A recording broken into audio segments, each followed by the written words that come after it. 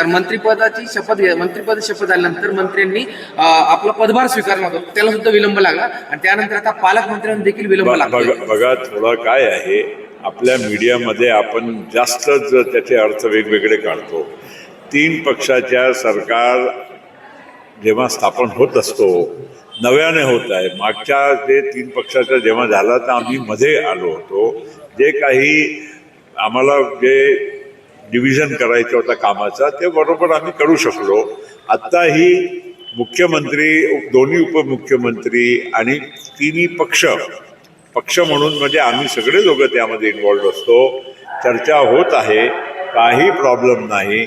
मंत्र्यांच्या पदभार तुम्ही म्हणता चुकीचं आहे.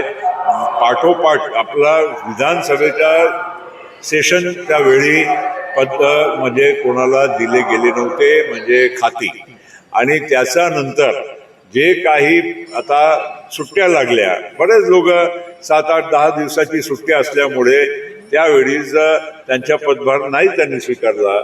या आता कोणी असं मला दाखवा की कोणी पदभार स्वीकारला नसेल. एक दुसरी गोष्ट, पालकमंत्रीचा जो विषय आहे तेही तुम्हाला 1-2 दिवसामध्ये चित्र स्पष्ट होणार आहे. कारण 26 जानेवारीला प्रत्येक जिल्ह्यामध्ये पालकमंत्रीला ध्वजारोहणासाठी जावंच लागते. ते सगळं त्याच्या आधी तुम्हाला दिसेल की स्पष्ट झालेलं आहे. सर, भाजपचं अधिवेशन इथे झालं होतं, त्यानंतर राष्ट्रवादीचं होतंय. काय नेमकं शिर्डीला नाही, शिर्डीचं महत्व म्हणजे बाबा आहे, चांगलं तीर्थस्थान आहे.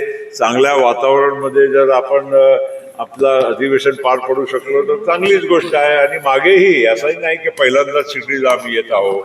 याच्या पहिले पण राष्ट्रवादी काँग्रेस पक्षाचे शिर्डीमध्ये अधिवेशन 1-2 वेळा होऊन गेलेले आहे. चांगला परिसर आहे, चांगला धार्मिक भावनांनी स्वच्छ मनाने आम्ही आमच्या कामाची सुरुवात. साहेब, शेवटचा प्रश्न विचारतो. अजितदादा मुख्यमंत्री व्हावे येत्या काही काळामध्ये, अशी काही बाबाकडे तो विषय नाही. प्रार्थना जे करतो तर आम्ही काही उघड करत नाही की आम्ही काय प्रार्थना केली, ते आम्ही आमच्या मनामध्ये ठेवतो. बाबा आणि आमच्यामध्ये संवाद चालू आहे. सर शिर्डी आए हैं, क्या संकल्प है, क्या लेके जाने वाले, क्या